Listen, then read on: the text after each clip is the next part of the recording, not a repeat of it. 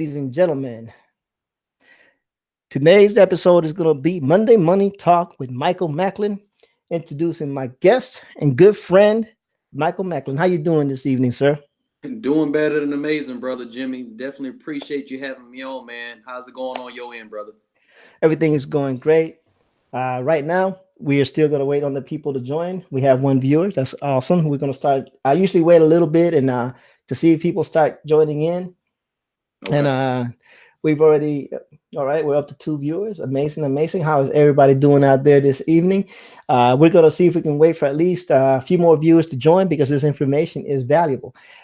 And if we do start and you come in late, please stay for the session and then watch the replay in the morning or whenever or at your leisure so you can get this good information. We have a wonderful show planned out for you. Michael is going to be talking to you about finances, financial wellness, retirement plans, milestones to set for yourself, and how you get there, getting out of debt, a little bit of everything. This is going to be a general all-purpose show.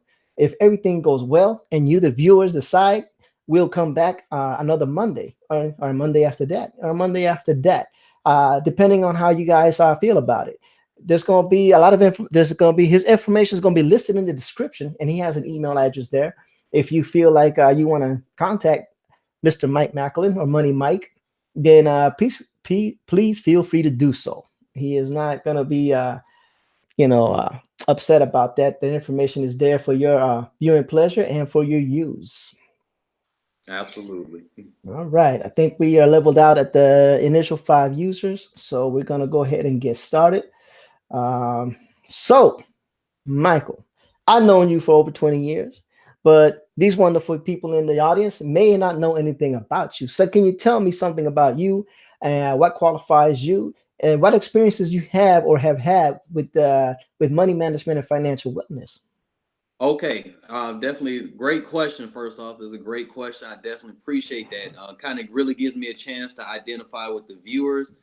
If this is your first time checking me out, other than my page that I have, my name is Michael Macklin, aka Money Mike. I'm originally from Detroit, Michigan. I'm gonna kind of give you a little background of who I am from then to now, and I in the hopes that it helps you to understand the place that I'm coming from and why it is that you should listen to me. So with that said, again, I'm originally from Detroit, Michigan, born and raised. Didn't have it so great coming up.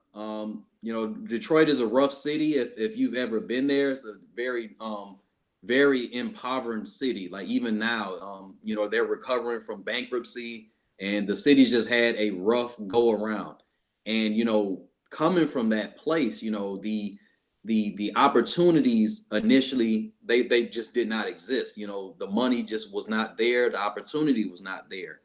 And I had to, had a rough go at life for a while.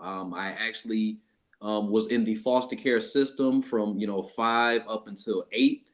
And luckily for me, God, blessed me with a wonderful family around 8 years old, and had that normal family at that point. But unfortunately, another bump in the road came. I lost my dad at 16 years old, and basically at that point, it was pretty much on me to kind of take care of the family, make sure things was right. And I had a very important conversation with my mother. She said, "Listen, son, I don't know what your plan is in life, but as far as paying for anything or anything like that, I'm not in a place where I can do that. So you're gonna have to figure the next chapter in your life out on your own." So needless to say, I did exactly that.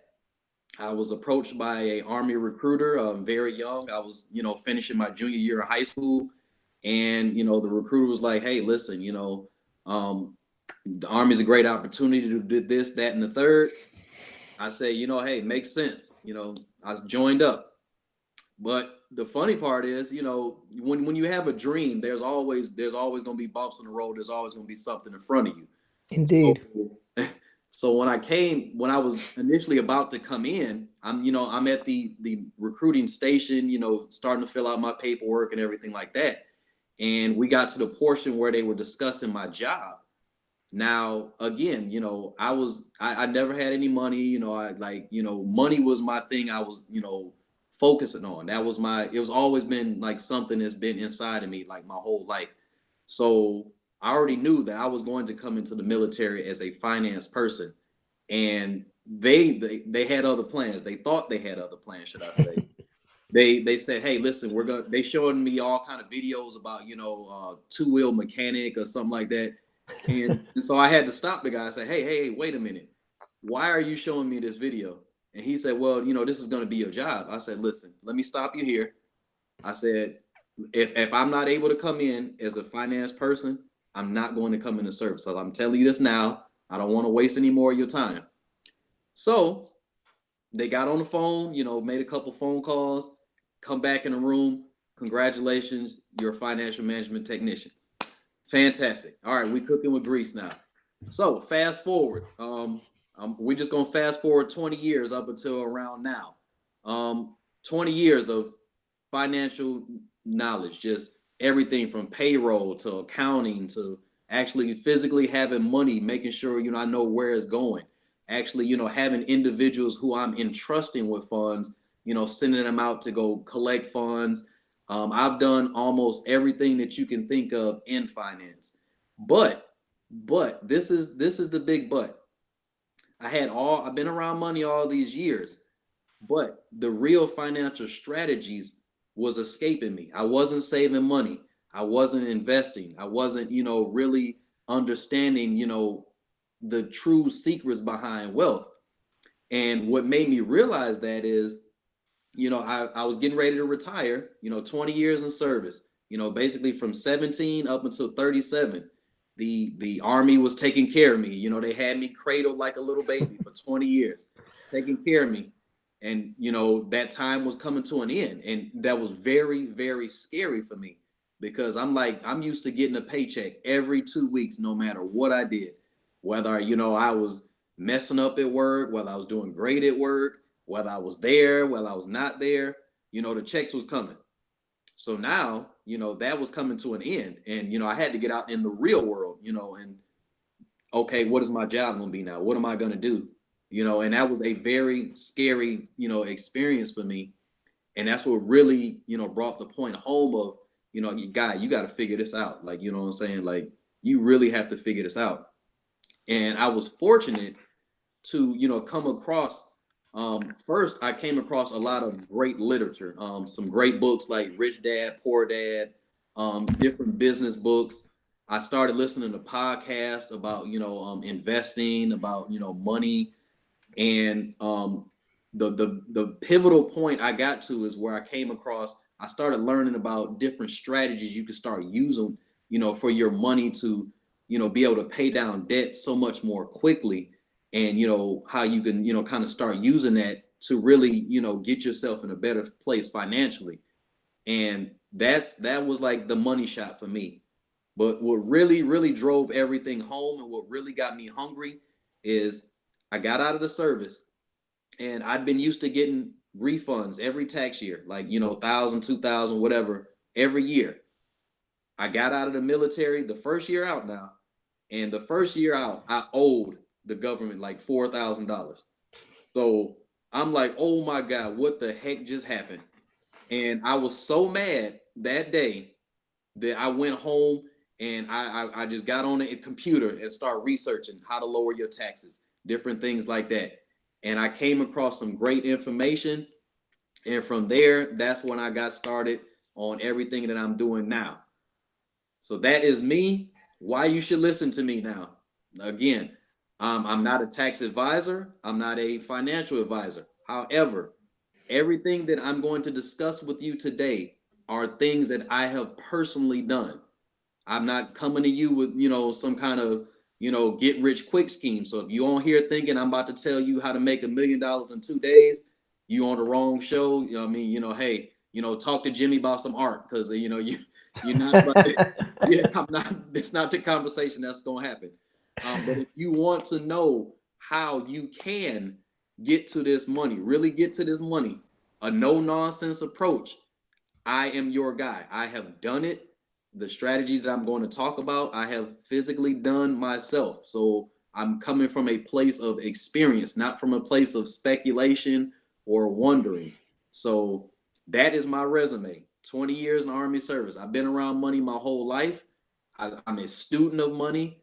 I'm a student of, wellness, fitness, health, money. Like I'm a adamant student.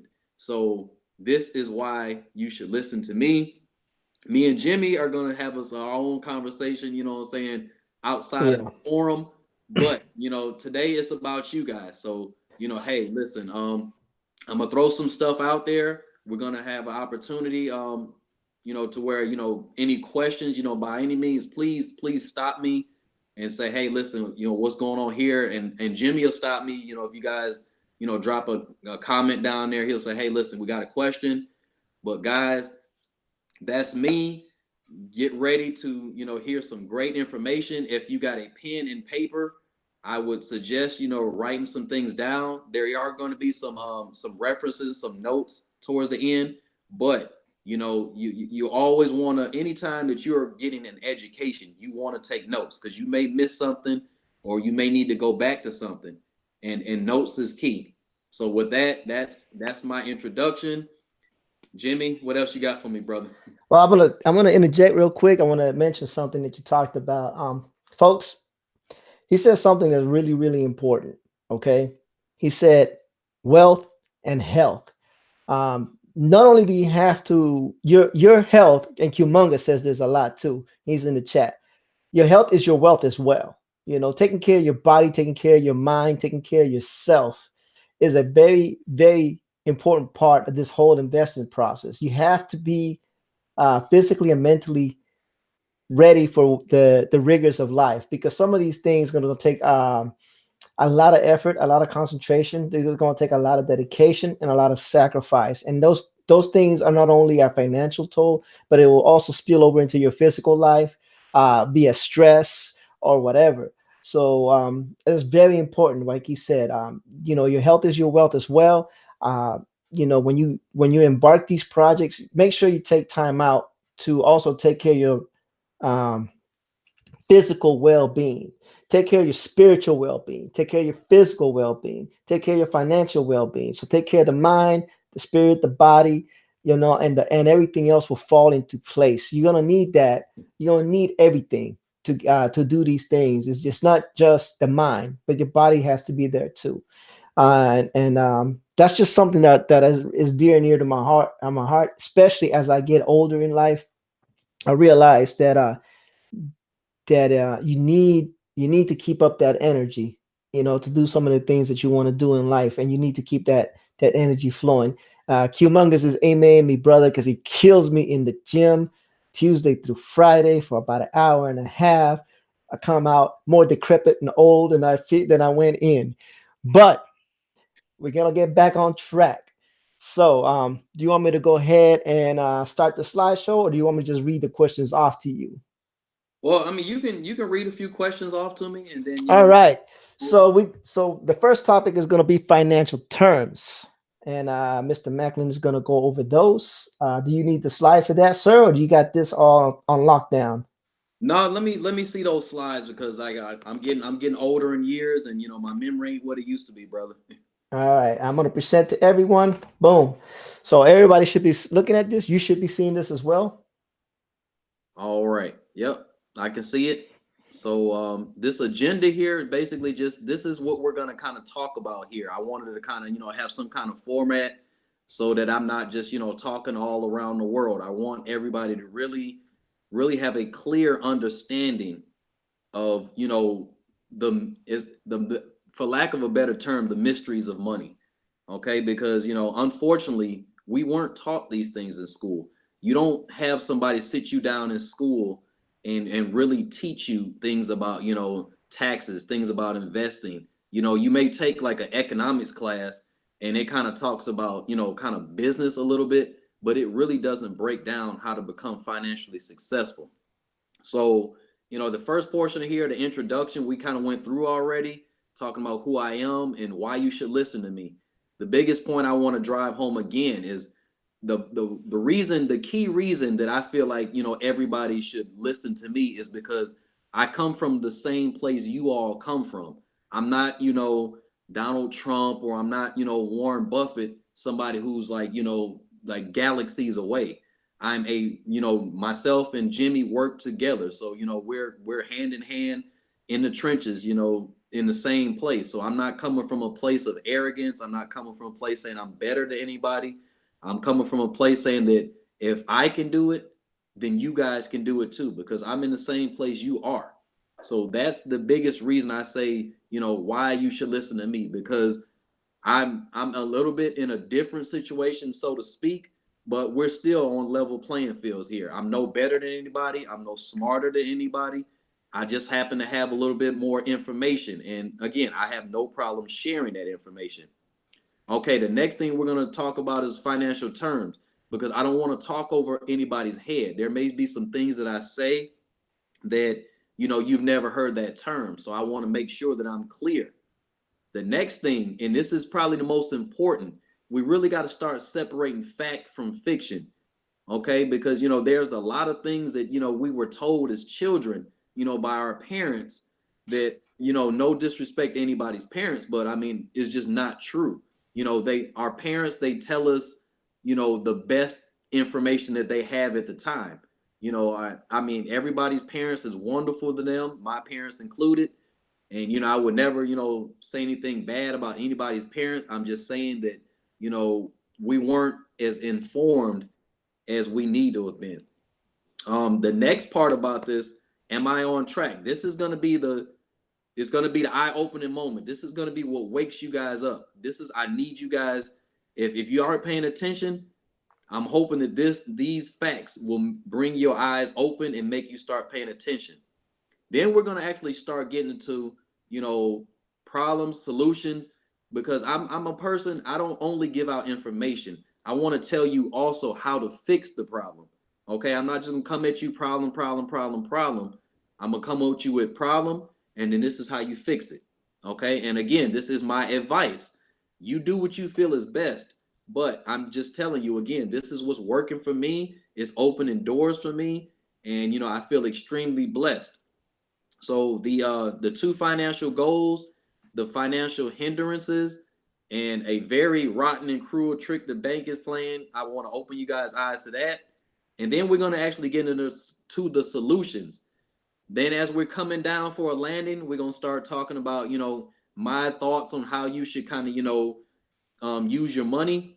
We're going to have a few references, some ideas, and then we're going to open it up for some questions. And that's the agenda for us, guys.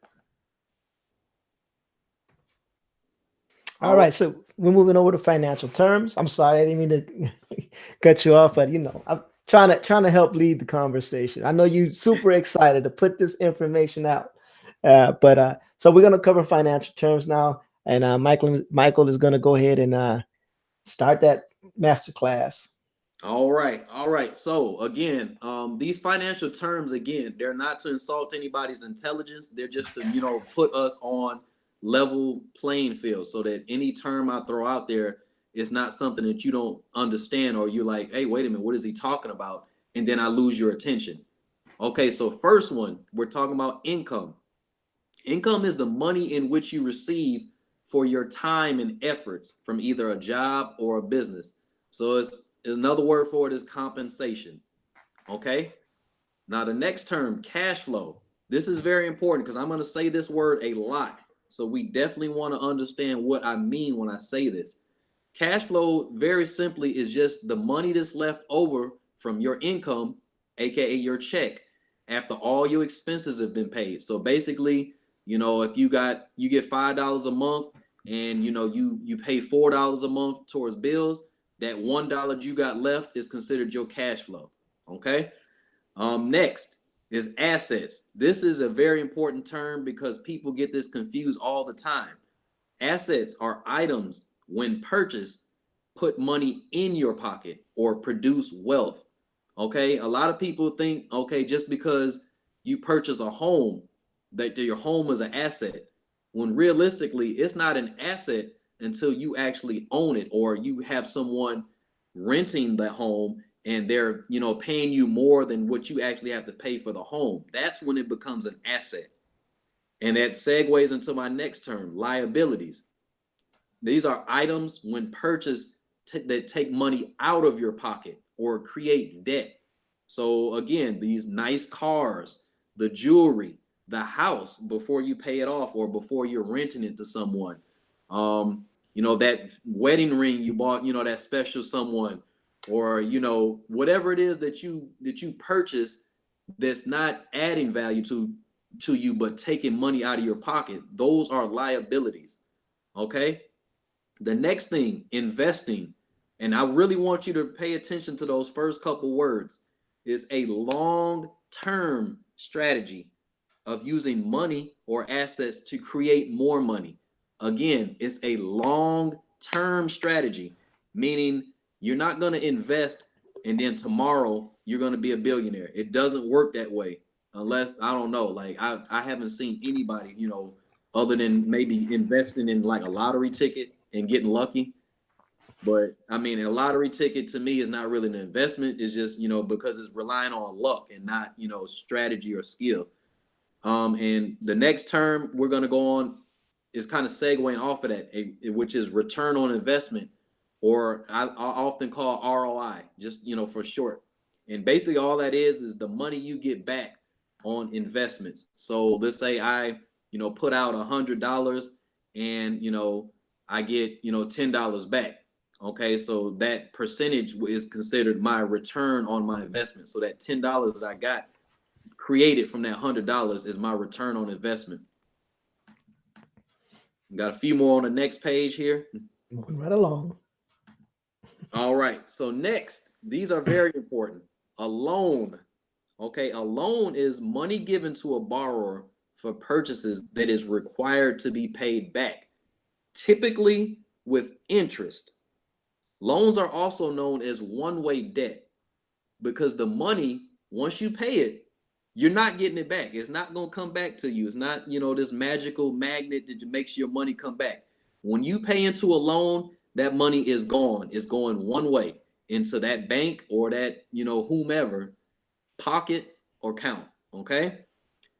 Now, a line of credit is money extended to a borrower that must be paid back when borrowed. It also requires interest to be paid if not paid before the statement date. Lines are known as revolving debt because the money, once paid, can be used again. Think about that in terms of like your credit card. Okay. So let's say you go to the gas station and you know you put, you know, $40 on pump one and you use your credit card. So they send you the bill. Okay, hey, Jimmy, you owe me $40. Okay, so Jimmy pays, you know, the credit card bill $40 in full. So now that $40 he just, you know, put back on that card, he can use again. Okay, and he can keep using it. That's why it's called revolving, because as long as you pay it back, you can use it again. Yo, why you bringing up a debt from 18 years ago, man? Because I haven't forgotten. Okay, guys. So last but not least, this one is important. Okay, interest, the cost of borrowing money. That's the lack of a term. The layman's term for interest is the cost of borrowing money. Typically, is shown as a percentage. Now, there's two types of interest that's out there. There's amortized interest, which is paid over a specific period. That's things like your vehicle or your home. Okay. And the bank already knows how long you're going to have to pay on it. So that interest is calculated a different way than the next one, which is simple interest. Simple interest is basically just interest that's charged on a daily rate because they don't know how long you're going to pay it back. Like things like this is like your credit card or a line of credit, because, you know, I can charge $40 today and then tomorrow I can pay the whole $40 back and I don't owe anything. So, you know, the bank or that lending institution doesn't know how long I'm going to pay for it. So it's a simple interest. Now the house, again, they know, okay, for the next 30 years or the next 15 years or the next 10 years, whichever term you take, this is how long that person's going to pay. Now, getting a little deeper into the amortized versus simple, amortized interest, I try to avoid it as much as possible. Now, some of it you're not going to be able to avoid. Amortized versus simple. Sorry about that. All good, all good. But amortized, I try to avoid it as much as possible, or I have certain strategies in which I shorten that time because amortized interest. The problem with amortized interest is because they know how long that you're going to have to pay on it. Is charged a different way, and you end up paying a lot more with amortized interest than you do with simple interest. And a lot of people get caught up in that. And the best analogy I had shown to me, that compared amortized interest to simple interest is if you ask somebody, okay, 1 degree Celsius versus 33 degrees, Fahrenheit. Now, which one is warmer? Most people that don't know any better, they're going to look at, the 33 and say, oh, it's a bigger number. That must be bigger. But what you have to understand is it's a different unit of measure. Amortized interest and simple interest are calculated differently. So I would much rather pay a 22% credit card than a 6% amortized loan, because you're honestly going to pay more with that 6% amortized loan than you are with that simple credit card. So that's one of the key things that people don't understand. They look at just the numbers. They don't look at the unit of measure, or they don't look at what these things actually mean. And that's why I'm really trying to break that down for everybody. All right, so that's all I have for that one. Jimmy, you got anything to interject? Or No, so when they talk about the two types of interest, they talk about compound and simple interest. Did we cover that? well, compound interest and versus simple interest, now you're starting to look at basically your return of your money. Now, simple interest just means, okay, you'll get, let's say, like a let's say I lend you some money, and I say, hey Jimmy, I want 5% back on my interest. That's simple interest. It's basically, you giving me basically what you owe me.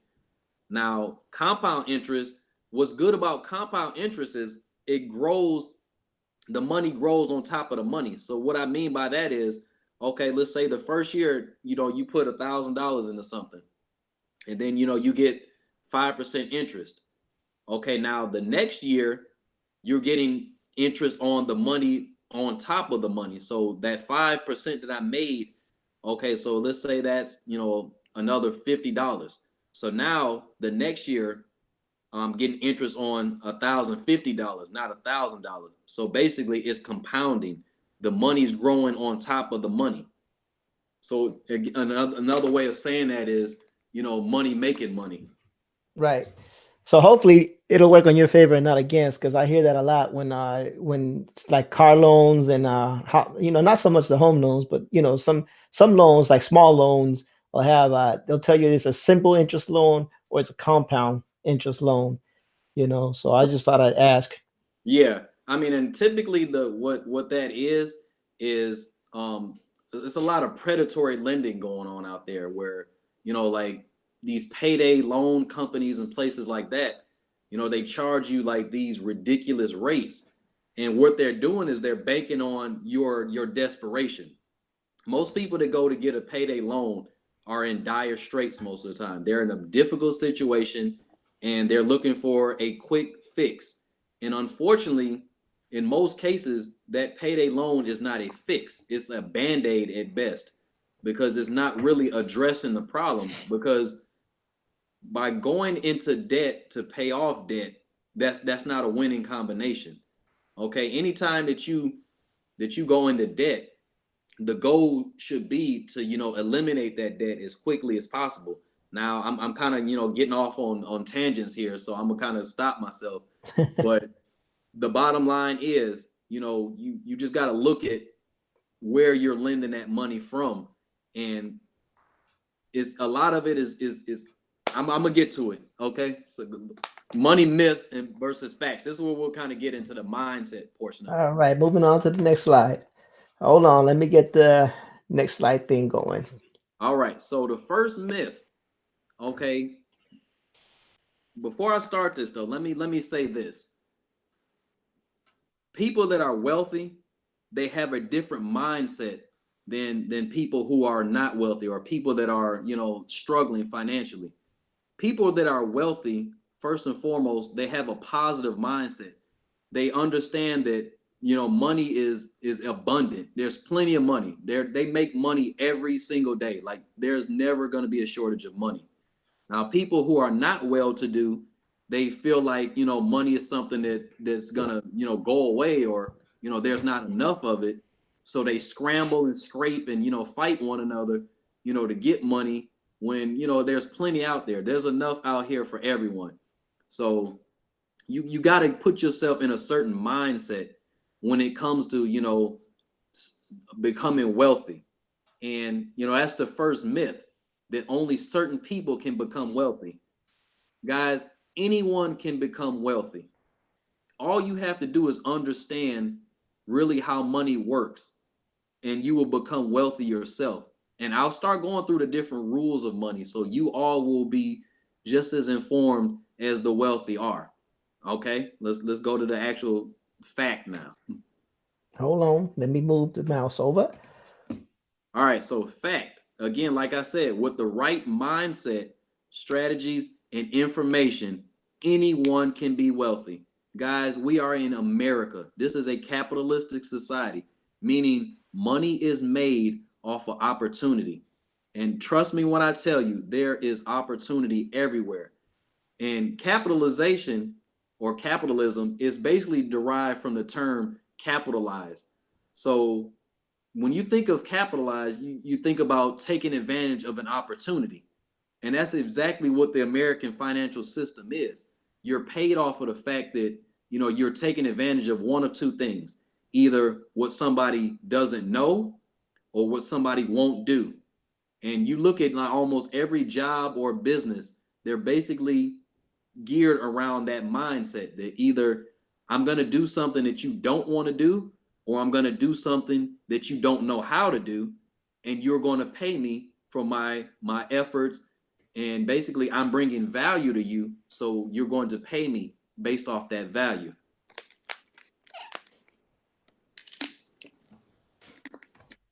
All right, next, the myth: I have to have a lot of money before I can save and invest. Guys, that just is not true. Again, you got to have the right mindset. You got to have the right information. Okay. If you start putting aside as little as $5 a week or a month, guys, that's like Jimmy was talking about a minute ago. That's where compounding starts working in your favor, because that money starts making money on top of money. It's just all about having the intelligence and the understanding of how money works, in order for you to be able to now, make that money. A quote that I've always heard, is, when is the best time to start doing something? And that time is now. Okay. So segueing on into the next thing. I love this one because this is my favorite thing. And a lot of times you hear this in church, where, the pastor, may not really be coming 100%, right out the word. But, a lot of people say, money is the root of all evil. Okay. I was once, guilty of saying this myself, before I, understood what money is, and before I really start reading the Bible as well. The fact is the love of money that is the root of all evil. And also, the lack of money in a lot of cases is the root of all evil. I mean, I see this all the time, and I've done it before, because I didn't have any money, let's say for food. I'll go steal some food, you know what I'm saying? Because I don't have the money. Or, I want money so bad, I go and steal it from someone. Or, I go kill someone for some money because I want money so bad. You know, I didn't kill anybody. Let me put that disclaimer out there. I didn't kill anybody, and I'm not planning on it. But I'm just saying, you know, there's people out there that will kill you, you know, for some money. Like, you just look around. I've had hundreds of stories told, even around this city, where people were robbed and killed, you know, at an ATM machine, you know, for as few as like $100, $20. You know, and that's why it's important. We got to educate ourselves, guys. A lot of crime is just because of the fact that people don't have it, or, you know, they want money so bad they're becoming greedy. And the last myth that I want to go over is it's too late for me to start saving and investing. That is the furthest from the truth that you can think of. It is never too late to start. Just like, you know, exercise, or just like, you know, anything that, you know, you're pursuing in your life, your dreams. You're never too old to start pursuing your goals. You're never too old to start living your dreams. Okay, guys, the time to do it is now. Okay, people are living a lot longer than they were before. You know, a lot of people are making it like 80, 90, 100 years old. So, you know, let's say you're 40 years old right now and you're thinking, oh my gosh, it's too late for me. That's the furthest thing from the truth. Again, with the knowledge and skills, you can definitely get to that point. Now, this is the eye opener, guys. This is like, if you weren't paying attention to me before, this is the reason you need to be paying attention, okay? Because a lot of people are asking themselves, okay, retirement is something that everybody talks about. Nobody wants to work forever. Nobody. Okay, so am I prepared for retirement? I'm going to answer that, you know, very honestly. If you're not at these numbers, unfortunately, the answer is no. Okay, so the amount that you're going to need in either savings or investments, more than likely investments, I got a breakdown by age. So if you're 30 years of age right now, you should have at least $64,000 either saved or in some kind of investment vehicle, whether it be a 401k, IRA, stocks, real estate, something. Okay, now by the age of 40, you should be at 162,000. At the age of 45, you should be at 231,000. At the age of 50, you should be at 319,000. And at the age of 65, which is, you know, the typical age of retirement now is actually 67, according to the Social Security Administration, you should be at $750,000. And where this number comes from is basically you have to have enough money for your money to produce income to, you know, fund your expenses, your life expenses. So let's say, you know, you own a home, and, you know, you have to pay, you know, let's say $20,000-$30,000 a year just to live in your home. Then let's say you still have a vehicle. Let's say you still have, you know, other debts out there. You know, this is what's funding that lifestyle now. So this is why these numbers are very important, because you have to have enough money saved up to where, you know, or in an investment vehicle where that money is making money for you to be able to, again, to now sustain yourself, because you no longer have a income coming from your job. Your income has to now come from the money that you've saved and invested, which is why it's so important to start investing and saving as soon as you can, because of the time value of money. I'm going to get into that later, but the sooner you start, the better. This is why right now my daughter is 16 and I've already started her IRA, because I want her ahead of the game, not behind the game. Okay, guys? Jimmy, have I got any questions from anybody yet, or are we still good? No, everybody seems to be good. They're listening, they're engaged, they're all very grateful for the information being shared. Definitely seems good. So we can move on to the next slide if you wish. All right. To So financial goals. now, exactly. This is the important part now. This is where we really start to dissect this thing now, okay? If I didn't get your attention before, you know, with those numbers, I don't know. I don't know what to tell you, because, you know, hey, if you're not there, guys, you are in trouble. Like, you may not know it yet, but you're in trouble, because trust me when I tell you, time is waiting for nobody. Like, the way that years are going by now, I feel like years go by like minutes now. Like it's not a game anymore. So let's actually start dissecting this now, and let's really get into what we really need to really start focusing on. All right, so our financial goals, we should have two of them. Okay, the first one is obvious. You need to make enough money to pay for your life experience, your expenses, excuse me. That's your food, your shelter, your household expenses and your wants. You know, that's why we all go to work every day, because we got to fund what it is that we want to do. But the second part of that is where a lot of people ignore. You need to be doing this at the same time. You need to also be saving and investing enough money to fund your retirement. Again, if you looked at those numbers on the last slide, you got to keep those numbers in mind, and you got to start, putting aside that money as well. You can't just spend, spend, spend. You have to prepare for your retirement. Okay, guys? Okay, and moving forward. Moving forward.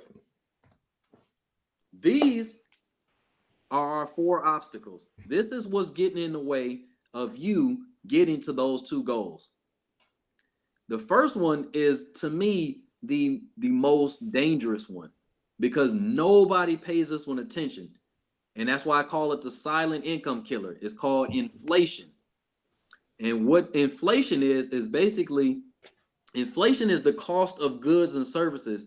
It goes up a little bit every year, but most people's income does not go up enough to match that. The typical inflation rate is about 3%. And if you look at things like, let's say, your bank account, okay, your bank account in most cases, they don't even give you 1%. They don't even give you a tenth of a percent. So if inflation is going up at 3% and your account, is only going up, 0.01 or 0.05%, your money is getting ate away. It's worth less and less and less every year. And inflation, like I said, it's a monster. Now the next one, this one is equally bad because, it attacks you before you even have a chance to defend yourself against it. And that's taxes. Guys, when I tell you taxes eat away at least a third of your income before you even touch it. Let me explain that to you. Okay, the typical household makes about $50,000 to $55,000. That's the median income right now for Americans. Some people may be a lot less, some people may be a lot more, but that's around the middle ground.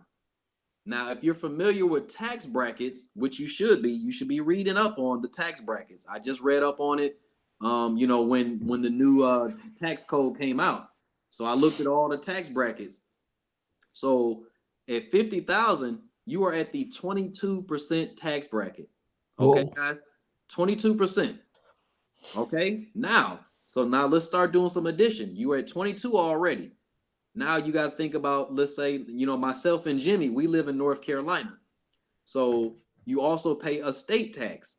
Okay, so that's now, I believe it's somewhere around 7% in North Carolina. So now you're already at 29% of your money gone. Then you got our good friends of Medicare and Social Security. So that's another like 7%. So now you're sitting at like 36% of your money is gone before you even touch it. Between state, federal, and FICA and Medicare, they killing you on taxes. So that's where a lot of your money is going right there. Then it gets worse. So now, okay, you thought you was making $50,000, but then, after your taxes come out, you only looking at maybe like 31, 33, somewhere in that neighborhood.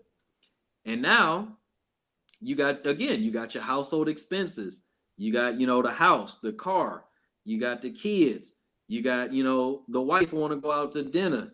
The wife want to do this. The husband wants to, go buy those power tools. Okay. And then on top of that, you don't have enough money, to pay for things outright. So you have to borrow. And now you're being charged interest. So that's, again, the cost of not having money. It costs it costs you money to not have money. Okay, so now again, boom, now that's eating away at your money even more. And just to finish you off, the last little bit of money you got left, then comes big business. We watching TV, and these people on TV look like they having a time of their life in this, fancy sports car, or drinking, a certain beverage, or going on a trip wherever. But it doesn't just stop there. Oh, go back to me one time there, Jimmy. Go back for me one. Oh, go back to you. Yeah, go back one. The other One slide. slide. Hold on. Gotcha. All right. Oh no, that's two solutions. Oh, Oh, we're going forward. We're going forward. there you go. One more. There we go. Right there. So now we talked about, some of the marketing tactics, but think about it. Every month, there's some kind of, holiday or something that's digging into your pocket. So let's run down it. Starting from January. January, you got New Year's. You going out to these parties, or you doing celebrations at your house or wherever, at church.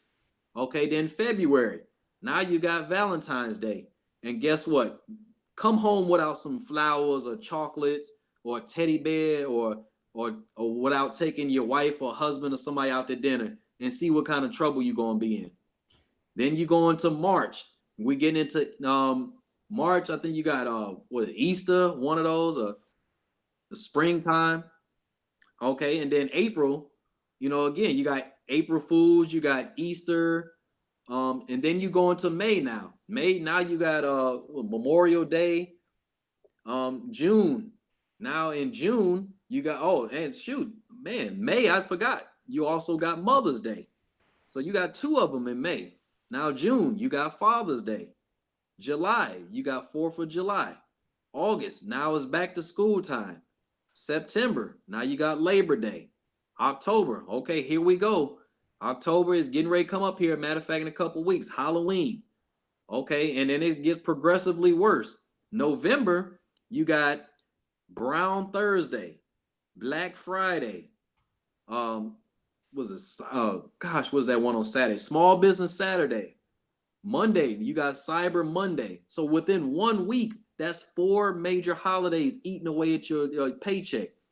And then you round the year out. Christmas Day, and then New Year's Eve. So big business has their hand in your pocket every month of the year. And you only working with what's left now, guys. This is where your money is going. And if you're not watching it, this is why we are struggling so much financially. Now we can move forward to the solutions. You sure, man? Because you got Cruel Bank Trick Oh, yeah. 32. One more evil trick. Yeah, I thought I covered all the evil tricks, but here's one more. The bank is playing the worst trick of all on everybody. So let's talk about that. Okay. To understand what this trick is, I have to introduce a term to you. It's called the Rule of 72. So basically, the Rule of 72 is basically used to determine how long it will take your money to double. So let's just say, hypothetically, you put $100 into an account. Now, the Rule of 72, this is how we're going to figure out how long it's going to take for that money to double. So let's move on. To get to this number, basically, you're going to divide the number 72 by whatever percentage rate interest you're getting on that money. Typically, people putting money into a checking and savings account. And I was being generous right now with the bank and saying, let's say, they give you 0.05% interest. I've been looking, and they give you, a lot of them are giving you 0.01, maybe 0.03. Okay. So that's disgusting. So now let's, using that rule, using the rule of 72. So now you divide 72 by that 0.05, and that 1,440. That's how many years that $100 you put in there is going to take just to become 200. So in short, 5% interest, 0.05, excuse me, 0.05% interest money would take 1,400 years just to double. And last time I checked, nobody in this audience is immortal. Nobody's going to live to be 1,440 years old. Okay? But now on the flip side, let's say you gave the money to the bank for savings and they gave you back 0.05%. But then when the bank gives you money, they charging you, let's say 6% or higher on it. Like, let's say you go do a car loan and your credit's not so great. They charging you like 6, 10, 15, 20%. So, I kind of used a lower number and said, okay, so now let's use that percentage. So now the rule of 72 again, divide 72 by the percentage. So now that money they lent you, the 72 divided by 6 is 12. So it only took them 12 years to double their money, but it took you 1,400 years to double yours. The bank is playing games. They are playing with our money and our emotions. Guys, this is where your money's going. Inflation is eating that up like it's nothing. And as you can see, all I can say is wow. Terrible. Now we can move on. Now we can move on. The solutions. This is important. This is where you start to beat this. This is where you start to get in front of this. Okay? And I put these kind of in order because this is the strategies in which I use, and I address the problems as they come. So the first thing is you have to own. You have to be a business owner. You have to. There's no way around it. Okay, because you have to be in a position where you are in ownership. Okay, and even I didn't include this on here, but like ownership in general, you need to own your home. You need to own your vehicle. You need to own, stocks, bonds, things like that. The longer that you're renting, you're just giving money away. You're throwing money away. And I put tax strategies in there with it because, again, whether you know it or not, your biggest expense is your taxes, as we talked about before. Almost, 30 to 40% of your money is going to taxes. And where business ownership comes into play is, for individuals who have home-based businesses, this is where you start to get those tax benefits, those tax write-offs. And the write-offs is what's putting money back into your pocket. This is why, when we were looking at the presidential election and everybody was in a big uproar because, when in the debate, Hillary Clinton and Donald Trump were doing their debate, and Hillary, told Donald Trump, well, hey, you don't even pay taxes. And Donald Trump said, well, yeah, because I'm smart. As offensive as that might have sounded to some people, he's actually right. I mean, the fact that he understands the tax law is what helps him keep more money in his pocket. That's why he's wealthy, is because he understands principles of money.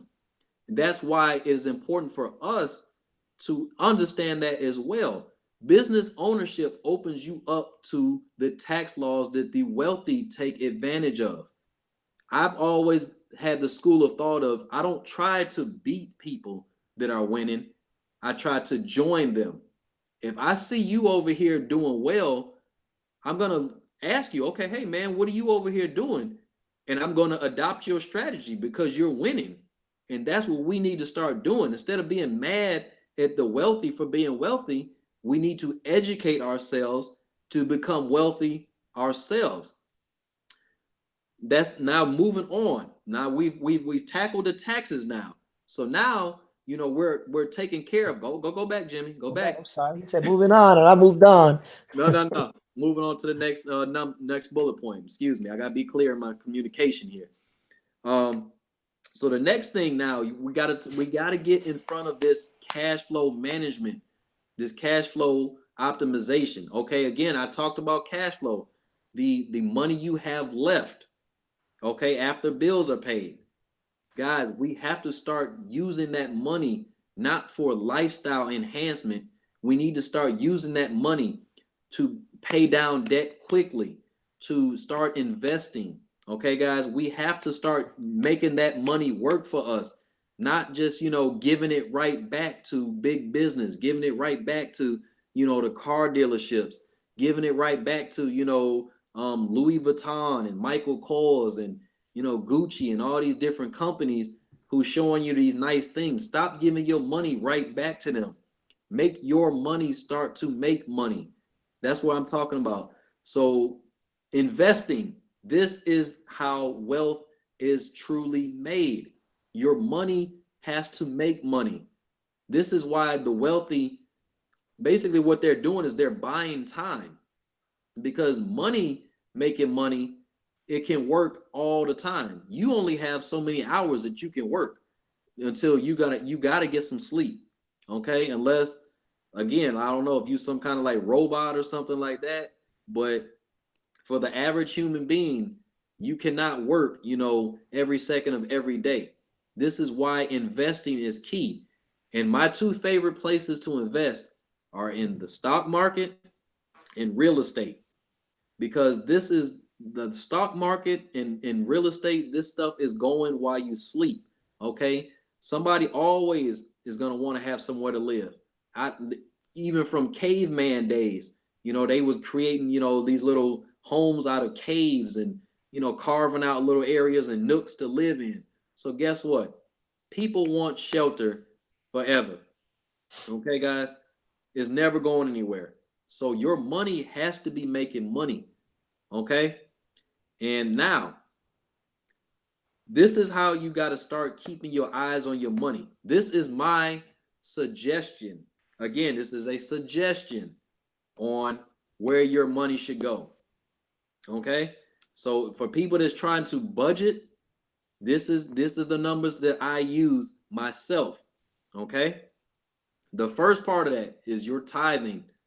That is the most important to me, because I'm religious. I'm not afraid to say my faith. I'm a Christian. I believe that it's very important to give your 10% to tithes. That is God's money. That's not yours. Okay. And to really drive this point home, you got to understand something. Everybody's always asking, God, please give me more. Please do this. But if you can't handle giving 10% of your money, how is God going to bless you with more? You can't handle the 10% that he asking you for. So what makes you think, you're going to be able to handle any more if you start getting more of it? And that's the test. Okay? The next 10%, you got to pay yourself. That's where you start going into saving. Get you an emergency fund. Now, for me, I actually believe that there's 3 emergency funds that you need. The first one you need to have is in your regular savings account, and all you need to put in there is maybe $1,000.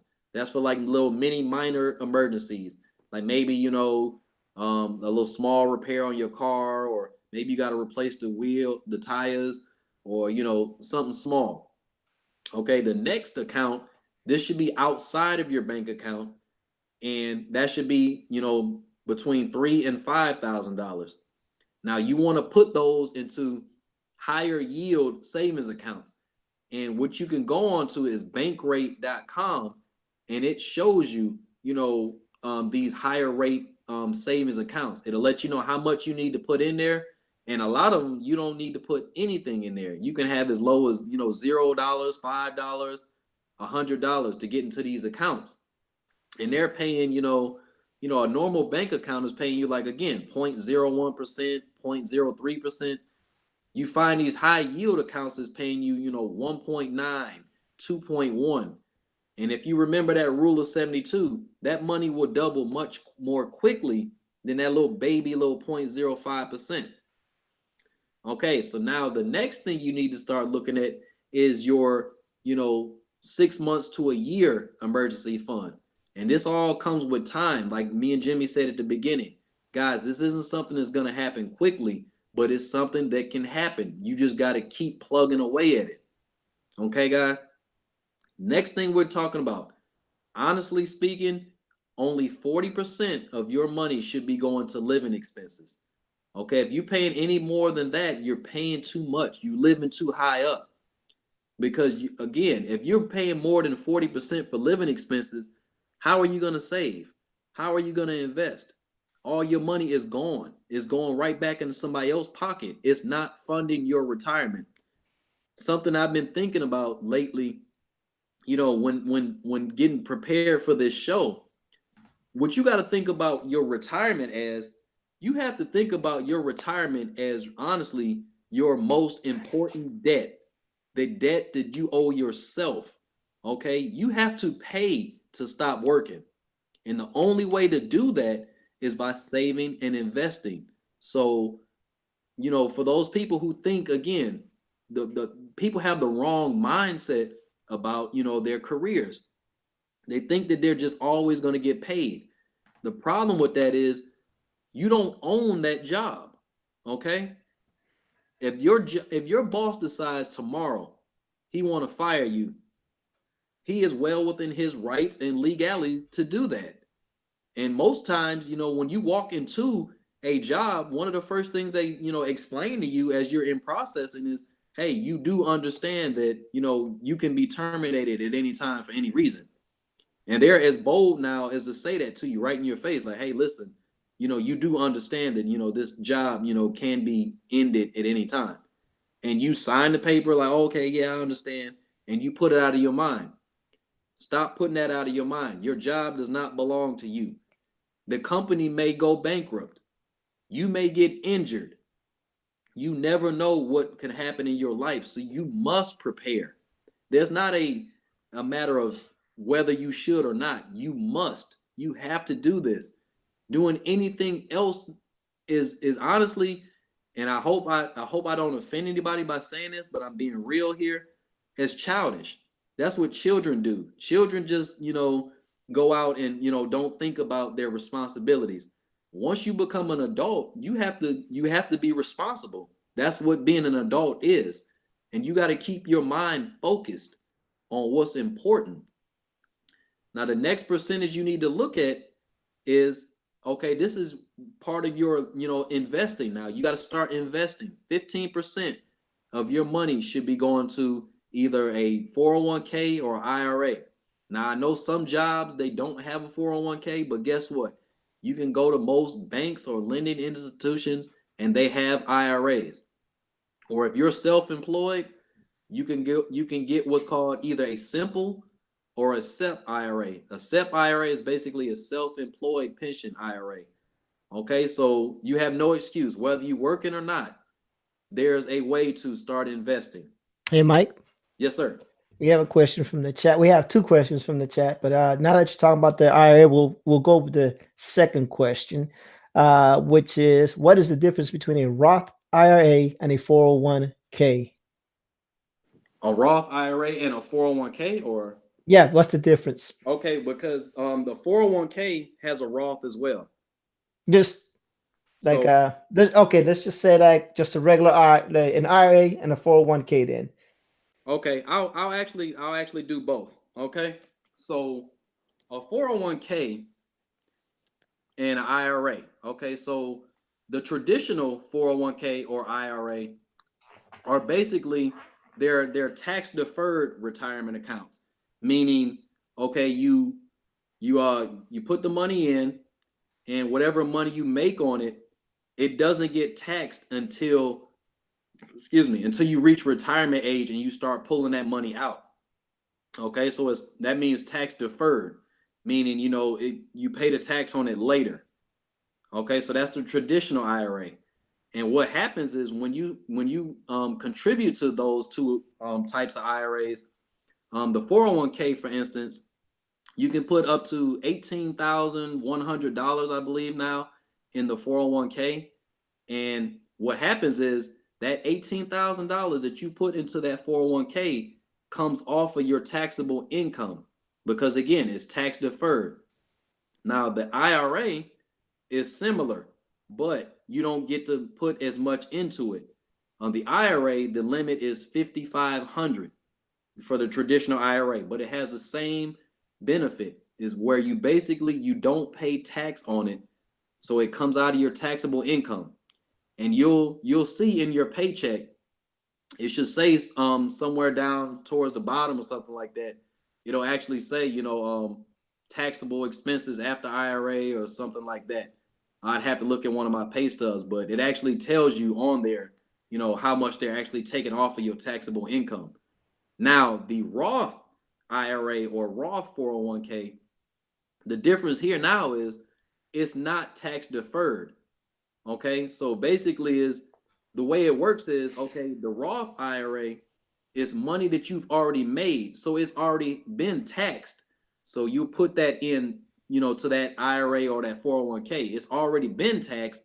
So whatever money you pull out of the IRA or the 401k that's a Roth, it's already been taxed, so they're not going to tax you again. Now that's the money that you take out that's earned now. Now, if you start taking out of the principal, what they're going to do is they're going to charge you an early withdrawal fee and probably tax that. But if you're just taking, let's say you make interest off of your IRA and you start pulling from it, then that money will not be taxed. So that's the difference between the Roth versus the traditional. It's basically, a lot of times it's just really a tax strategy. Like somebody who wants to, lower their tax liability, they may do a traditional IRA to avoid paying, some taxes. That's actually one of the strategies I use right now. Is I want to lower my taxable income, so I contribute to a Roth. I mean, not a Roth. Excuse me, a traditional 401k. And what that's doing is lowering my tax liability. So that's very interesting. So with the Roth, so it depends on what. Is this a companies that offer? You get to do it on your own. I think, and most companies I worked for, excuse me, have only offered a 401k. So yes, I mean typically most companies offer the 401k.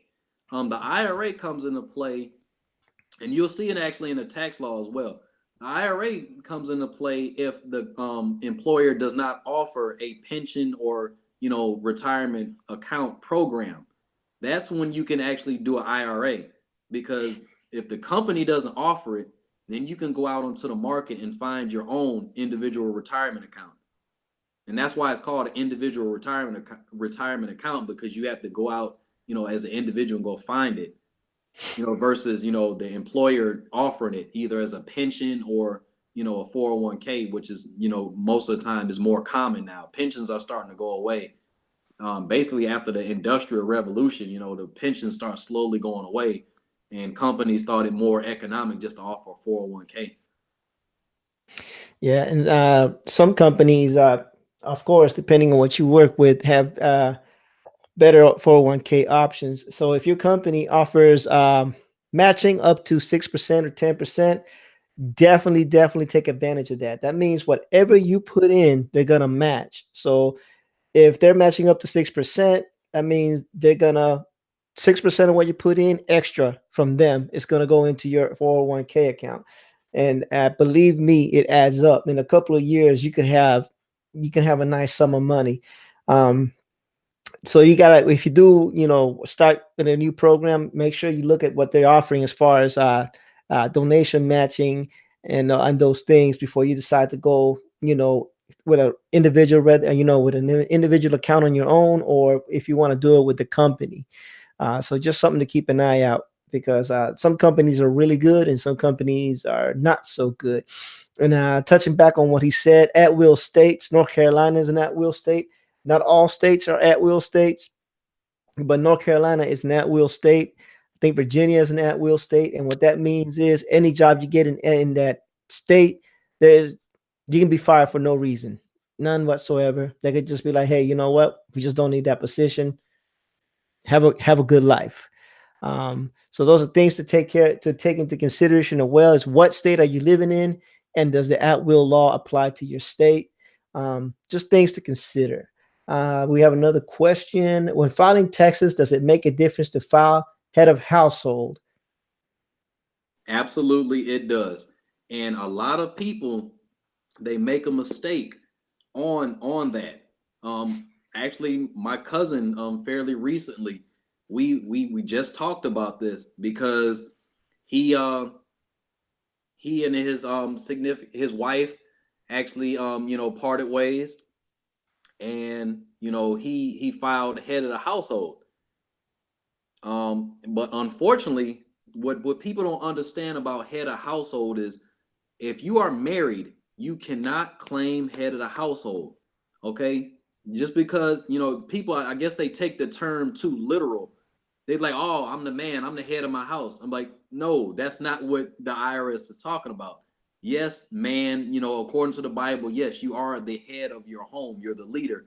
However, in the IRS's eyes, it's a different set of things you have to look at, a different set of circumstances. And first and foremost, if you are not single, then you cannot claim head of the household. Okay. The second thing is if you do not have dependents, whether it be children or parents, you cannot claim head of household. Okay.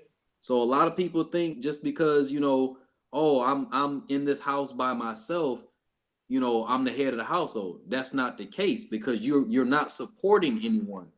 So in terms, you're not the head of the household. Okay. Or if you're married, you cannot claim head of the household because you're not single. Okay. So what you want to do, let me find it real quick for you guys. There's actually a publication that talks about this specifically. And this is why it's very important to look at your W-4. A lot of people don't look at that W-4 properly and they end up getting in trouble because of that exact thing. They claim the wrong status, and then they end up getting penalized for it. Actually, I'm gonna read this really quickly. Head of household. Generally, you can claim head of household filing status on your tax return only if you are unmarried and pay more than 50% of the cost of keeping up a home for yourself and your dependents or other qualifying individuals.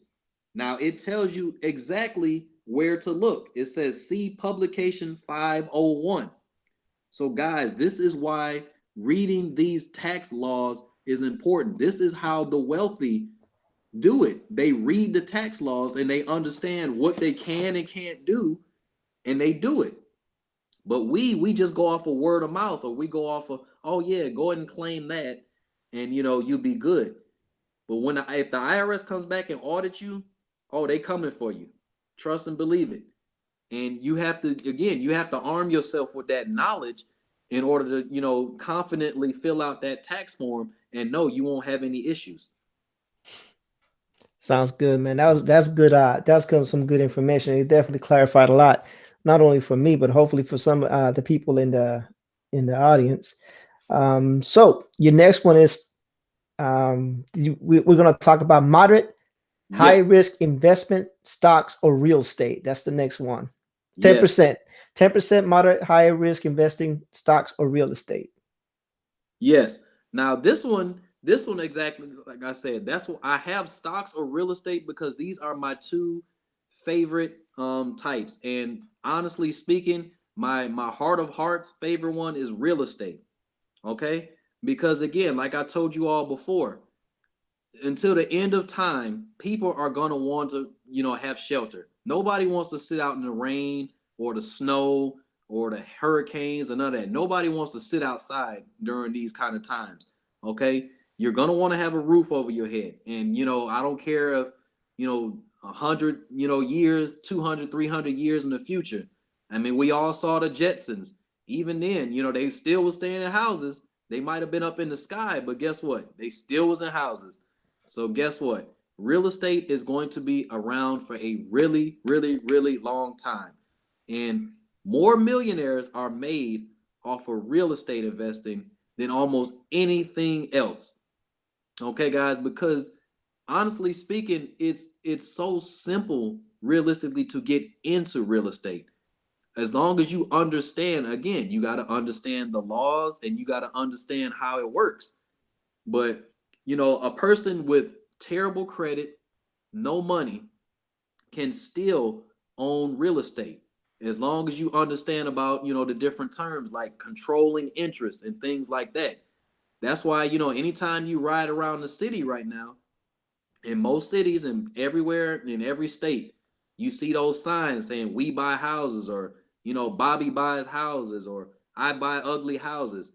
These I've are seen those. these are people using a real estate strategy called wholesaling, which basically means, they get a property for, a pretty cheap price.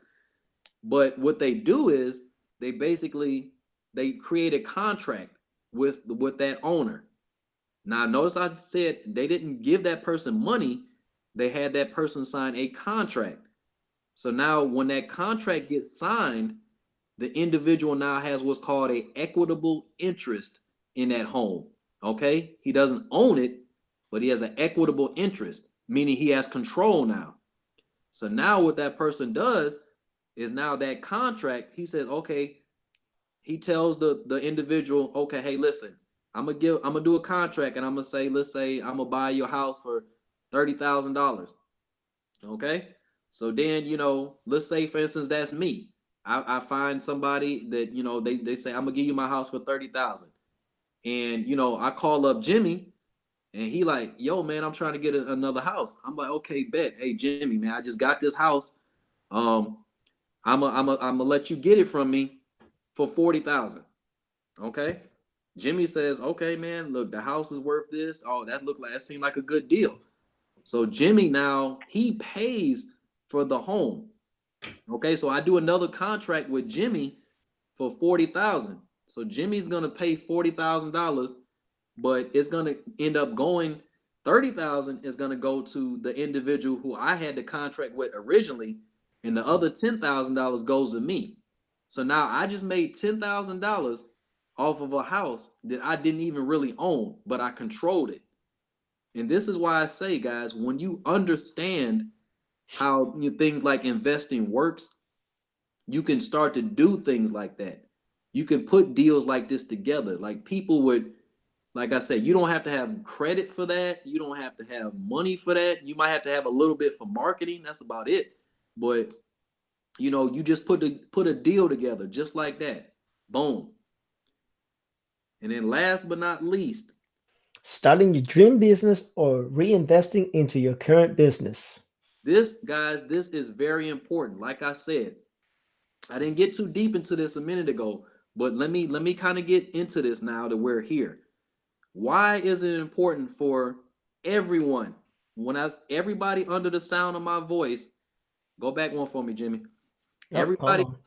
everybody under the sound of my voice, you need to own a home-based business. And the reason why, I don't, a few people may have saw my Facebook page already, but I had a video on there talking about this. Um, and actually, a CPA fairly recently was interviewed, and they basically said word for word, you must have a home-based business if for nothing else, for tax purposes. And what I mean by that is, like I was talking about before, when you're a business owner versus an employee, you are privy to more taxes. Okay, the way that works is, okay, like the regular W-2 9 to 5 employee, the way that they are paid, they go to work, they pay taxes, and then they get what's left. Okay, now the business owner, or in this case, home-based business owner, the way that they get their money now, they get paid, they spend their money, and then they tax on whatever's left. And the way that works is what's called tax deductions. Now I know everybody's heard of tax deductions, but what people don't understand is, everyday expenses can become tax deductions. What do I mean by that? I myself I'm a small home-based business owner. My business is teaching financial strategies. So I've monetized my skill set. Again, this is what capitalism is. I am making creating an opportunity for myself based on what I know that other people do not. So I have a home-based business. And what I'm able to do now, because I'm a home-based business owner, is I'm able to deduct a portion of my mortgage as a tax write-off. I'm able to deduct a portion of my vehicle as a tax write-off. The miles that I drive on my vehicle, I am now reimbursed 55 cents per mile. My if I'm going on a vacation to Detroit, actually Friday this week. The ticket going to Detroit, the hotel, and the rental car that I'll be getting, they will all be tax deductions because I am going on a business trip. Okay. The phone that I use, my cell phone, I am able to write off a portion of my cell phone as a business expense. I'm able to write off a portion of my utilities. So long and short, guys, is all the stuff that I'm already spending my money on anyway. Just because I'm a business owner, I am now able to take advantage of the tax laws and write that stuff off. This is stuff I was going to purchase anyway, but now I'm putting more money back in my pocket because I'm a business owner and I'm lowering my tax liability. This is how you start tackling your biggest debt, and that's your taxes, is through deductions and write-offs. This is how the wealthy do it. This is why Donald Trump doesn't pay taxes, is because he has so many businesses that basically he can basically say almost everything he makes, he spends, on business stuff. So that way he ends up, breaking even. He don't pay nothing. That is powerful, guys. So this is why, I say you need to start putting 15% of your money to the side to get that started. Everybody has a dream. Me and Jimmy was just talking about this a little bit before, we got on with everybody. We kind of was, sharing our, respective dreams. And a lot of people, most of people say that the reason they haven't started their dream is because they don't have the money. And this is why it's important. Again, if you want to be free, if you want to own your life, you have to, you got to grow up. You got to, man or woman up. And you got to, make decisions that's supporting that. For instance, you can say all day that you want to, you want to be, in great shape. But if you don't work out, if you don't eat right and stuff like that, then your actions don't support your words. If you say you want to be independently wealthy, but you're not saving any money, you're not investing, then your actions don't match your words. This is why it's important to do these things. Again, guys, we are grown-ups. We're not children. Children make, short-term decisions. Children make, decisions just to make them happy right now. When you become an adult, you have to think long-term. And this is the big money game. The money game is a marathon. It's not a race. And that's why I say when I first got on here, if you think you're going to get on here and I'm going to show you how to get rich quick, that you need to get off, because this money just does not work that way. Again, unless you like get lucky and hit the lotto or something like that, or you inherit a bunch of money, only real way is through producing wealth, and it's a long-term process. And I stress that every time I talk to somebody. This is a long-term process. You got to play the long game. You got to see years into the future if you're going to be successful with this. And the sooner you start, the better off you are. Not to say by any means is it too late, because it's never too late. But as soon as you find out, whatever it is you're trying to do, you need to start taking action towards that. Don't get caught up in, well, what about this? What about this? Go out there, try it out, make a plan, and go with it. That's just how that goes down. So that's why, I really wanted to stress that business ownership is, guys, you got to get there. You got to get there. And it is very inexpensive to start some of these businesses. The business I'm involved in is very inexpensive, and is doing wonders for me. But we'll save that conversation for another time. Next slide, please. No, we got a question first, if you don't mind. Sure. All right, let me move this mic closer while I read this. If you don't like taking high risks, what type of investments would you recommend? Again, that's where you start getting into, like for instance, a great in kind of baby investing tool is like Acorns or Robinhood or Stash. those are they're really good because you don't have to have a lot of money to start. And on Acorns, they actually allow you to choose an investing style. So let's say that you're kind of right now not really understanding how everything works, and you kind of want to learn first. Then you can choose a conservative profile. And what they'll do is, they'll invest your money into very low risk type of investments. And that is how individuals who kind of try to get their footing or don't want a whole lot of risk, that is what I would suggest, is kind of start out with baby investing like Acorn or Stash or something like that. Low barrier of entry. And again, you can set your profile as conservative, and your money is not going to grow that big. Now let's just be honest, because hey, you got to put some risk out there, risk versus reward. But if you're okay with just getting a little bit over time, which there's nothing wrong with that, then that's where I would kind of say kind of start looking first. All right. Thank you. Did that answer your question? All right. I'm going to take silence as a yes, and we're going to move over to reference and guidelines. Take it away, Mr. Macklin. Right. Okay. So these references and guidelines, these are just, again, these are some articles and things I've come across that have helped me.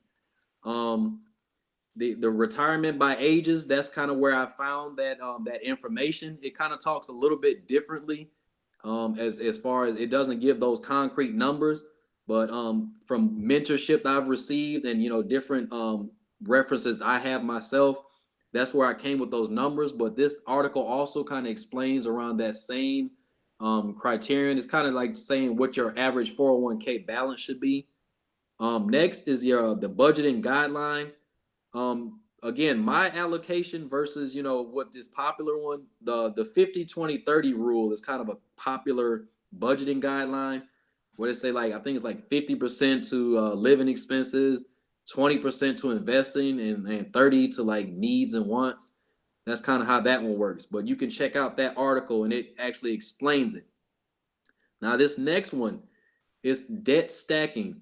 Now, if you've never heard of debt stacking, basically debt stacking is a way of paying down debt a bit more quickly than just paying the minimum. And that's a problem a lot of us have, is when we get debt, we're only paying the minimum amount. And I'll use the most popular example of that: your mortgage. If you're just paying your mortgage payment, you're only making the minimum payment. And that's why you're paying on that home for 30 years. Okay, guys? And if you know anything about interest, the longer the time goes, the more interest you're going to end up paying. So this is why people end up paying, basically when they say when you buy a house, you basically bought it twice. This is why, because interest is killing you. And if you ever look at the amortization schedule, you'll see that, like, at the beginning and through like the first like 10 years or better, most of that money is going to the interest and it's not going to the principal. So that's why you end up paying so much. Now with debt stacking, this is a way you're paying that off much more quickly. Just to kind of real quick talk about how that works, debt stacking works like this. Okay, so let's say you got a few bills. You got, like, let's say 3-4 bills, just for the sake of argument.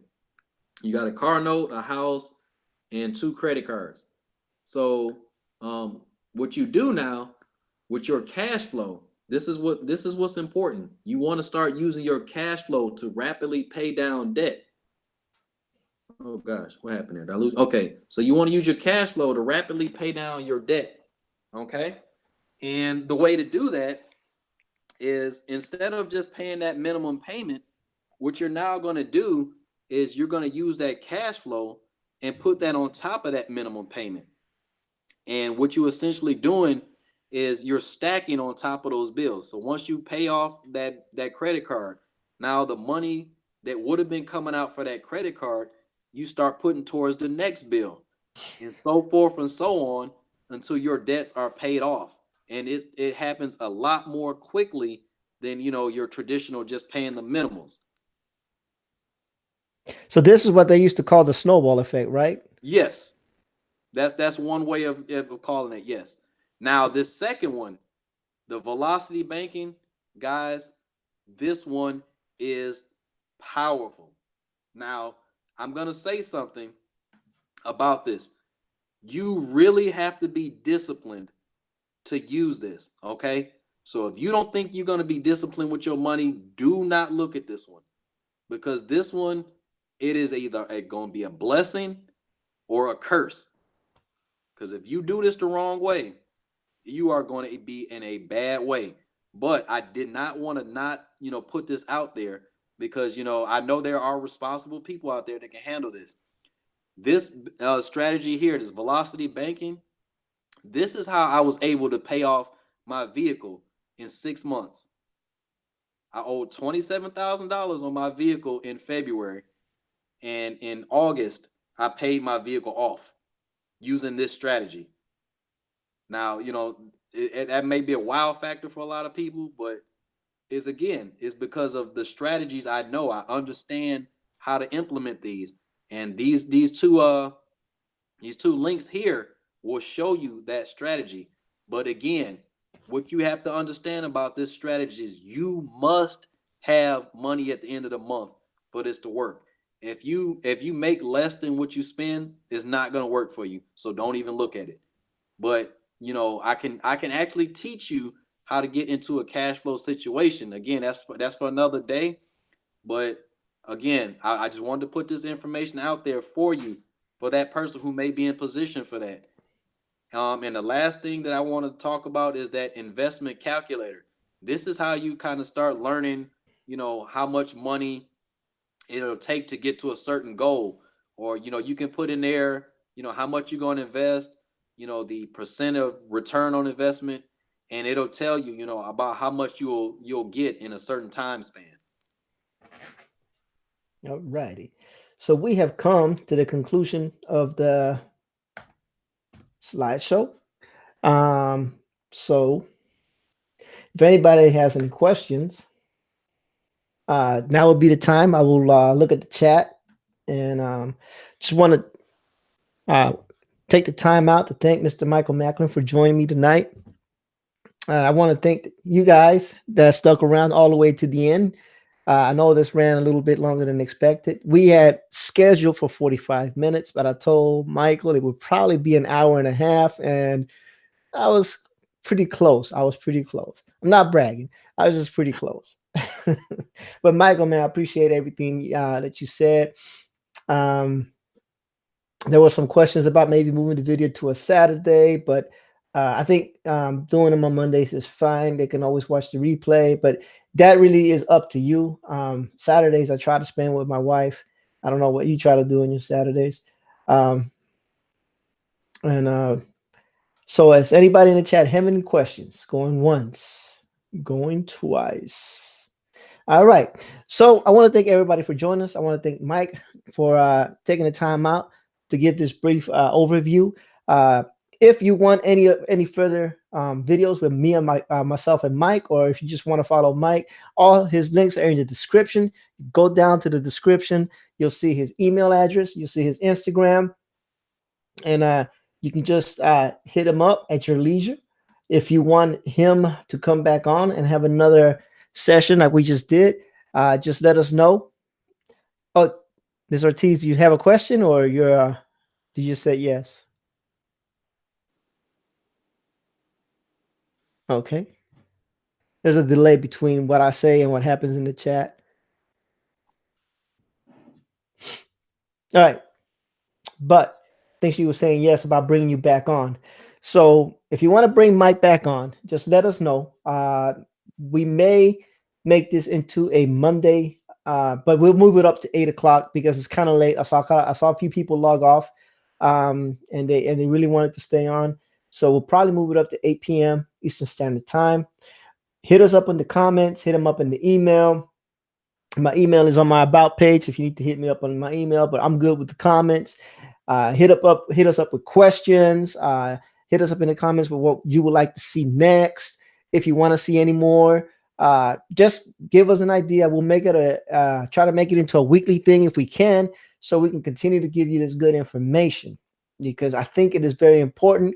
I was telling Mike before we got on the show, I get a little long-winded, so y'all be there with me. I was telling Mike before I got on the show that in order to build something, you need the foundation. But before you build the foundation, you have to dig the footing out. So the footing is a big hole in the ground before you pour the concrete foundation. Right now, Ms. Ortiz, regarding debt, is it better to use the snowball effect or contact a debt consolidator? Good question.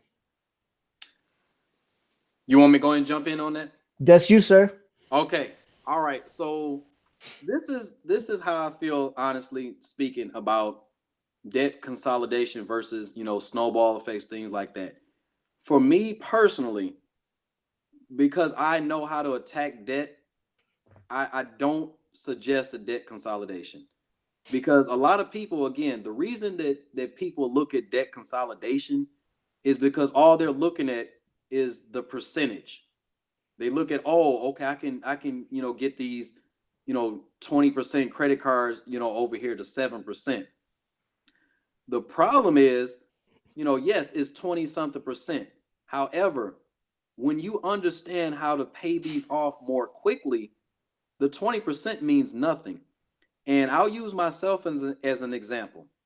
Again, the vehicle that I paid off, I used the velocity banking system, and the line of credit that I used to pay that off was actually almost 15%. But the way that I was attacking that debt, again, I paid $27,000. You would think on that I would pay a lot of interest. However, I only ended up paying about $300 in interest on that Wow. $27,000 because I understand how to attack that debt. Okay. That's where the snowball effect versus debt consolidation really comes into play. When you know how to attack debt, because like I told you towards the beginning of the show, the way that amortized debt versus simple debt is calculated, you think that bigger number is actually worse, when actually the smaller number is actually worse, because once that interest starts going on you, you end up paying more.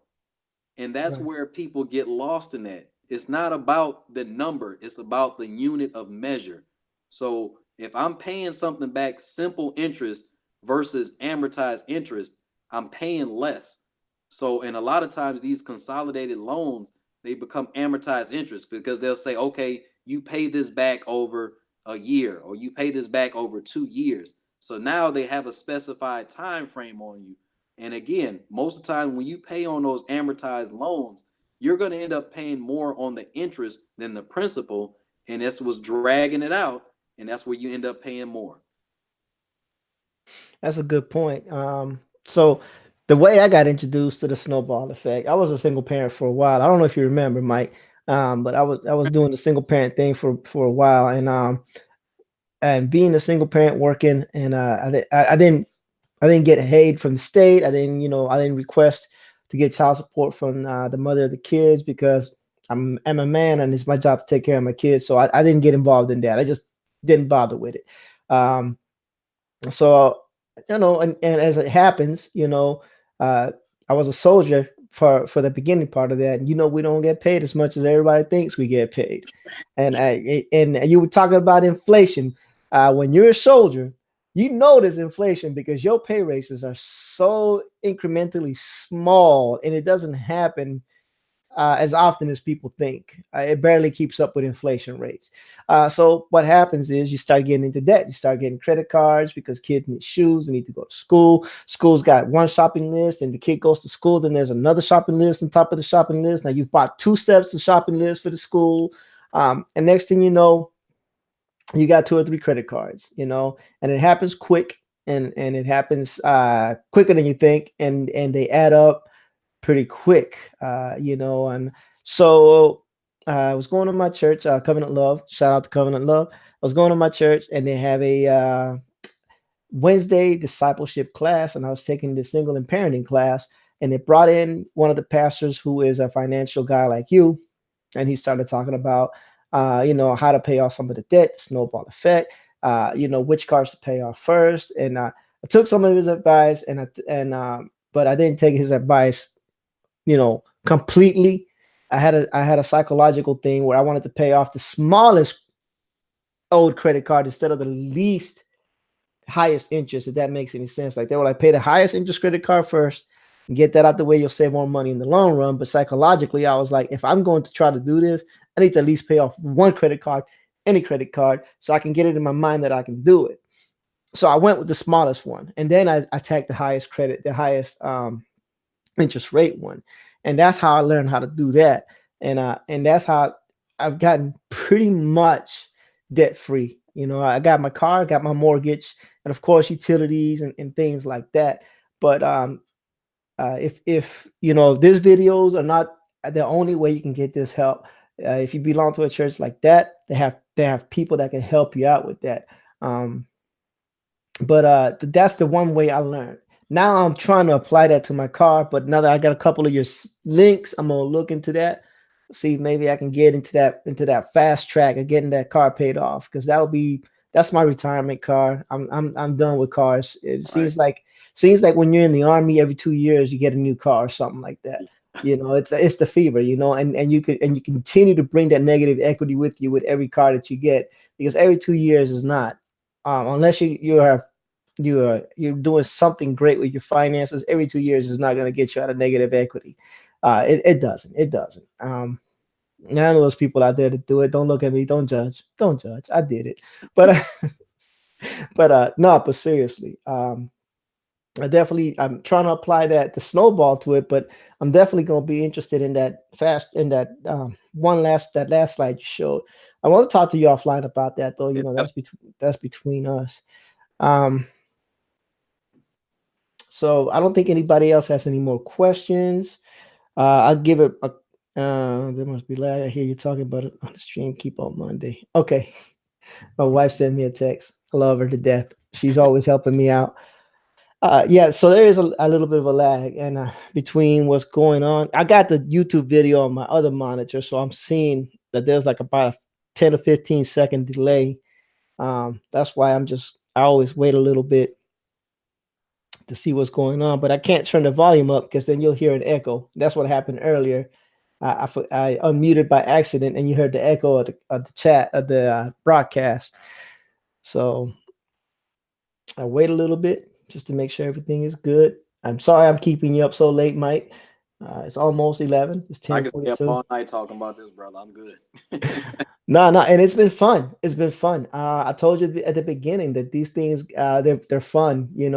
It's on the cuff, it's on the fly, but it's good information. You're talking, and it's live, and you never know what's gonna happen. So I really, really, really enjoy doing these kind of things, and usually I'm more involved, but this is more of a area that I'm still learning. So I was just trying to soak up, some of that knowledge for myself. Trying to soak up some of that knowledge for myself. Let me just type if anybody has questions on the chat. That will definitely alleviate the lag problem.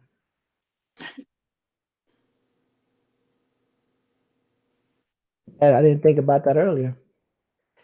No, but definitely, man. And like I was saying earlier, definitely we're now, um, you know, people might say, hey, this guy was more of a motivational speaker than a financial advisor. And to that, I'm going to say this: you have to change your mindset. You have to. If your mindset stays stuck, you're not going to move forward. So you have to try to be half motivational speaker, half financial advisor, to get people's minds to change, to get out of that same old, not to be that crab in that bucket that keeps getting pulled down by that same traditional thought process. You have to soar like an eagle, and you have to change your mindset. The only way you're going to soar like an eagle is if you believe you're an eagle, and you have to, really, people, you have to.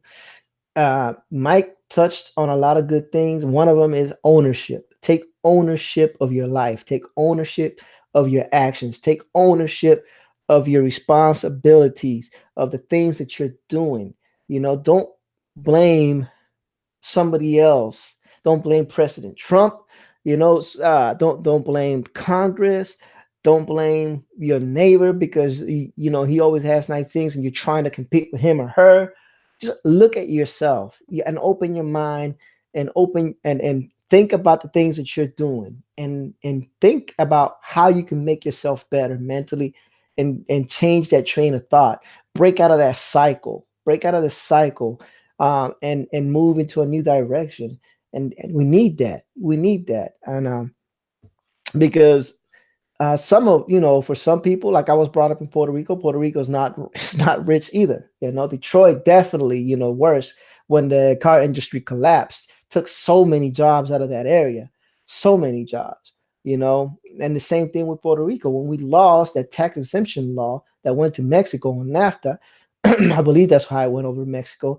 But basically, all the big businesses that were in Puerto Rico, American corporations, were tax sheltered in Puerto Rico. So they set up house in Puerto Rico. And when those tax shelters were taken away from Puerto Rico, those companies moved out and created a tremendous debt. And everybody, and there's a lot of people that understand that Puerto Rico has a $70 billion debt. And they're like, how can this happen? Well, things like that happen. Tax shelters were taken away, companies moved out. It's a snowball effect in the opposite direction. you know and when you live in an island, for us it's great. We have food all over the place. There's tropical trees. There's food that grows naturally, but the money is just not there. It's just not there. But you still have wealthy people on the island. And how do they get there? So they have a different mentality. We have to change our mentality. We can't be, oh, poor me. I was like that while I was in the army. I was like that when I was raising my kids. I had to learn how to change my outlook. I had to learn how to say, hey, Jimmy, what are you doing wrong? And part of that came through my lovely wife who helped me change my outlook. And sometimes you need that. You need that swift kick in the butt from someone that cares and loves you, that's going to tell you how it is, whether it hurts your feelings a little bit or not. I mean, and I'm not saying be mean to the person that you're trying to help. Talk with love, talk with care. But you need those hard truths, and you need to be able to tell yourself those hard truths. And sometimes you don't want to because your ego gets in the way. You can't believe that you may be at fault for your current situation, and you may not be. I don't know. But we all make our choices and the decisions that we make have consequences. And inadvertently, something that we may have done or not have done, something that we chose not to do, may have led us to be where we're at. It's just recognizing those things. And I went off on a preaching tangent like I always do at the end. And I apologize, ladies and gentlemen. I've typed in on the chat if there's any more questions. No one has replied. So before I get into preaching mode, Jimmy, which I sometimes do, I am gonna call it a night. Michael, thank you so much for taking time out of your day, your evening, and for joining us. Thank your lovely spouse for loaning you to us for this hour and a half. And I thank my wife for putting up with me and in the chat. And I thank everybody that joined and everybody that stayed on. Thank you for your time. If you're not a subscriber, please subscribe, like, definitely please share this video so the word gets out. This information is free and anybody should be able to access it. I want to thank y'all. Y'all have a blessed evening. God bless you. God loves you guys. Good night.